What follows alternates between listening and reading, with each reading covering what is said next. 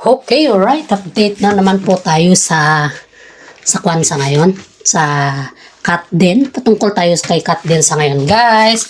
Guys, paki-help naman po yung ating yung ating YouTube channel, guys. Kasi ako po ay WhatsApp na lang po yung kailangan natin dito, guys. Sana naman po matulungan niyo po ako dahil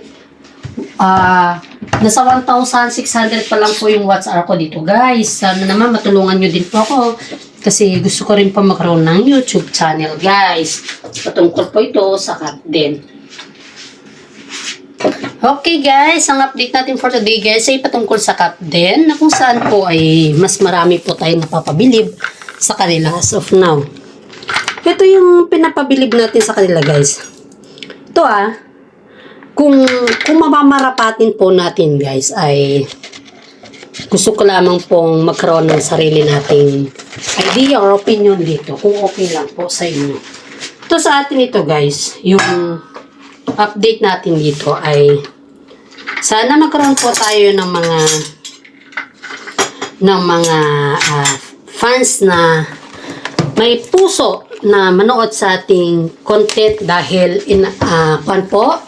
naghahabol po tayo ng WhatsApp dito, guys. Sana naman, tuusap po sa inyo, ay matulungan niyo din po ako sa ating WhatsApp. Kasi marami po akong at gusto ko rin po magkaroon ng YouTube channel. Hopefully, guys, you can help me. Ilan po pag-usap ko sa inyo. Okay, alright. Update po tayo sa ngayon patungkol sa Katden na kung saan po ay mas marami na pong napapabilib sa kanilang galawan as of now. Pati po sa atin dito, guys, isipin natin ito. Sino po dito ang pabor sa ginagawa ni Alden Richard kay Catherine Bernardo na halos bantay sarado na po si Catherine kay Alden Richard? Kasi sa akin, guys, sa akin, pabor ako sa ganun na terms. Pabor din ako sa yung pag-aalaga ni Alden Richard kay Catherine. Pabor din ako dun kasi bilang isang matipunong lalaki ba? O bilang isang may respeto na lalaki. Yung kailangan kasi ng babae, guys, is yung respeto, hindi yung cheater. Yun yung kailangan ng babae, yung respeto ba? Kaya nga po, guys, binibigay na po, or si Mami Min na po yung nagsasabi na nagustuhan daw niya yung si Alden Richard dahil kahit nakita niya po daw na medyo problematic pa si Catherine Bernardo noon, ay hindi daw niya ito sinamantala. Yun daw yung nagustuhan ni Mami Min kay Alden Richard. Kaya nga po sa atin dito, guys, sinasabi nila na nananamantala daw si Alden Richard. Which is, hindi naman. Wala naman sa ganun. Para sa akin, guys, ang sarili kong opinion, guys, is hindi siya po nanamantala. Kasi kung sinamantala niya yan, guys, si Catherine Bernardo, di sana hindi magtiwala si Kat sa kanya. Di ba? In the first place, nung unang movie pa sana nila, na Hello, Goodbye, Hello, Love, Goodbye, ay doon na sana siya nagkaroon ng yung pananamantalan na salita. Pero dito, guys, wala naman. Wala naman tayo nakikita ang sinasamantala ni Alden Richard yung kabaitan ni Catherine Bernardo. Kasi alam naman natin, guys, na parang kontento na si Catherine kay Alden Richard Yung ibig sabihin na kontento, guys, is yung pagiging honesty nila sa isa't isa, yun po yung napaparamdam sa kanila na kontento sila sa isa't isa at may paninindigan ba. Yun yung sinasabi natin dito. Kaya nga po, guys, maraming nagsasabi na dapat si Alden Richard daw ay huwag siyang maging, kumbaga ba, yung sinasabi ng mga iba na huwag siyang maging kampante kay Catherine Bernardo kasi yung si Catherine Bernardo lang po daw ay gawa daw yan ng kanyang, yung nasasaktan siya ba, yung galit siya kay Daniel Padilla, which is hindi naman. Oo, siguro galit siya noon, pero as of now, guys, is hindi naman. Kasi matagal na kasing yan matagal na nating alam na may ganyan na grudge ba na yung patungkol sa kanila ni Daniel Padilla. Yung breakup ba yung breakup na issues yan, guys.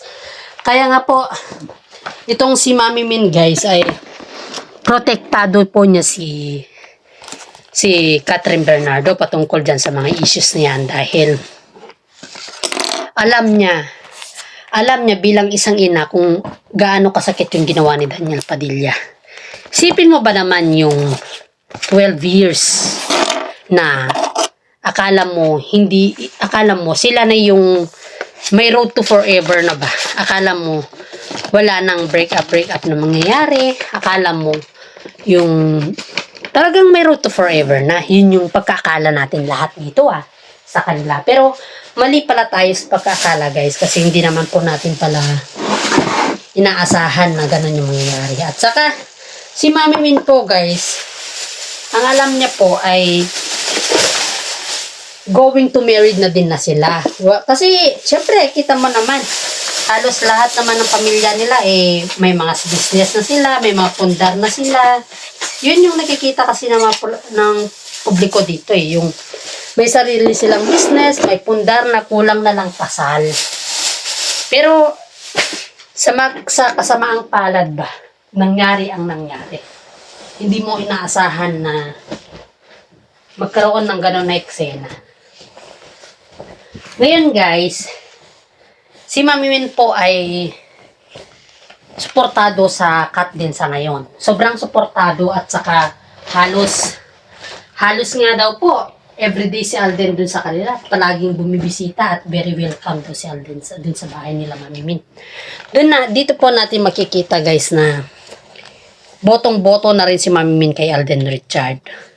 Pati na rin po yung guys, baka sa mga hindi pa po nakakaalam ba, sa mga hindi nakakaalam dito alam nyo ba yung pagtuwing sila ay nagpe-perform sa stage or sa mga concert, mga tour nila, kita mo po yung reaction ng mga tao doon, halos welcome ang cut din, halos pag cut din ang sabihin mo, talagang kita mo yung sigawan, kita mo yung talagang welcome na welcome sila. Kita mo rin yung gaano sila katibay ba. Kahit kabago-bago pa lang sila yan at saka kahit magkaiba yung kanilang network. Ayon nga dito sa ating legit na sources guys ay sinabi po nila na parang hinahanap-hanap daw ni Catherine si Alden Richard every time. Magkaiba kasi po sila ng network guys. Ang pinagkaibahan po nila is yung network. Tapos diba matagal silang nagkatrabaho sa Canada? Kasi dun kasi sila nagsushooting Siyempre, ilang buwan po sila dun. Ilang buwan mong nakasama yung tao. Ilang buwan mong nakasama, nakausap, at naging close mo. Siyempre, iisipin mo yun na ang hirap naman guys na yung ang hirap naman na yung biglang matapos na yung project, saka nandun na kayo sa stage na parang namimiss yung isa't isa. Yun daw po yung naranasan ni Catherine sa ngayon, guys. So, ibig sabihin po niyan, guys, is may namamagitan na. Kasi hindi mo na mamamiss yung isang tao, Hindi mo na mamamiss yung isang tao sa mga ganun na eksena kung wala kayong feelings sa isa't isa. Yan po yung tanong sa kanila noon, guys, sa ambush interview nila na ano na yung status ng puso ni Catherine Bernardo at saka si Alden Richard. Nung tinanong po yung kanilang interview na ambush ba, yung biglaan, hindi naman sila nakasagot ng diretso dahil kahit naman sino, guys, natanongin ka ng anong yung status ng puso. That was the time na yung ginagawa na nila yung, after pala ng movie nila yun, guys, yung hindi pa, tapos na yung kanilang shooting ba? Tapos, nagkaroon ng ambush interview. Dito na yung time na hindi sila nakapagsalita na dalawa. Kundi kaya is, parang okay lang. Ganun lang ba? Yung chill-chill lang ba? Yun yung kanilang sinasabi dito. Yun yung kanilang parang sinasabi sa kanilang ambush interview na chill-chill lang. Hindi sila nakasagot ng diretso pa. Kaya dito po natin makikita guys na there's something wrong na sa kanila. Pero syempre, aside from that, hindi naman nila pwedeng aminin yan Aminin na ganito o ganyan. Dahil may mga management din mga yan at saka hindi sila parehas ng network. Mahirap naman guys na unahan mo yung management mo. Kung wala pa namang abiso yung management mo na sabihin sa inyo kung ano yung dapat nyong sabihin sa mga ambush interview na yan. Kaya dito guys, palagi natin tatandaan na kahit nagkaroon tayo ng ambush interview sa kanila, or kahit anumang klaseng interview yan sa kanila guys, kung wala naman abiso yung kanilang management, ay hindi rin po sila yung nagsasalita. Yan po yung palagi natin tatandaan guys, kahit gusto man natin silang bookingin ba, gusto man natin silang pasagutin kung ano yung kailangan natin na kan ba, kailangan natin na sagot, ay hindi po nila yan masasagot. Believe it or not guys, hindi po nila yan sasagutin hanggat wala po yung abiso ng kanilang mga management. Dahil pag sila po yung nagsabi ng ganyan, syempre, sabihan sila ng management eh. Hindi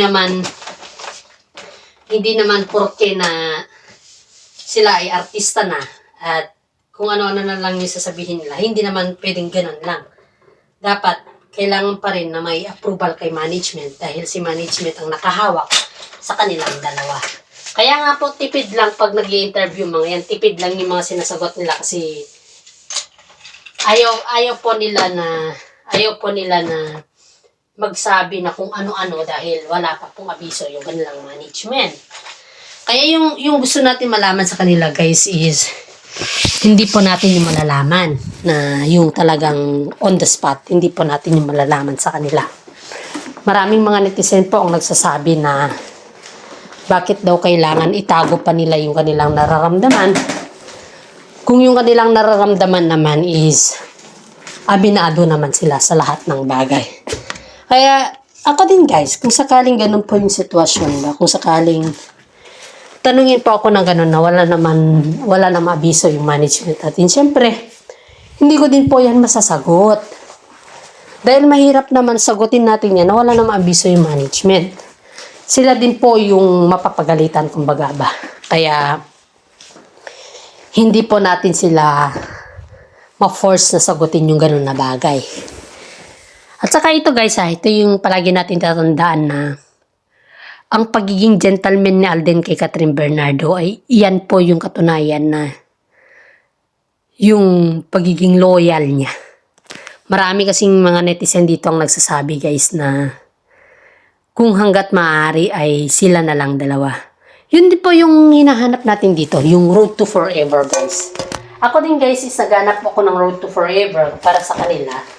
Yun din po yung hiling ko sa Panginoon na sana may road to forever sila at sana si Alden na yung forever ni Catherine. At hindi naman sa kanya guys hindi naman sa yung hindi ako boto kay Daniel Padilla. Pero yung nangyari guys nagkaroon na kasi siya ng mga kwento-kwento ba. Okay lang naman sana kung yung kwento-kwento sa kanya guys is yung hindi cheaters ba. Pero yung kasi, lakas kasi ng impact pag ikaw ay pinagsabihan na cheaters ka. Mas malakas kasi yung impact na ganun guys. Mas, kumbaga sa akin ba, mas gustuhin ko yung salitang wag muna si Daniel. Wag muna si Daniel kasi mukhang si Daniel po hindi pa siya ready sa road to forever.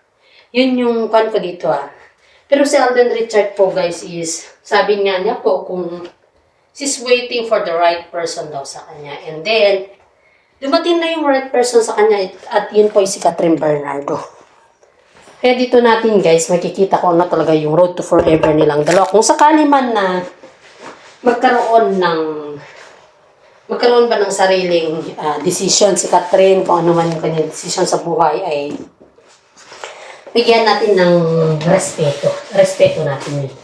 Kasi kita naman natin kay Catherine guys na yung kasikatan niya ngayon ay gusto niya na hanggat sikat po siya ay gumawa po siya ng magandang bagay para sa ganun po ay lahat ng pumapasok sa kanya ay puro swerte. Yun po yun sa kanya.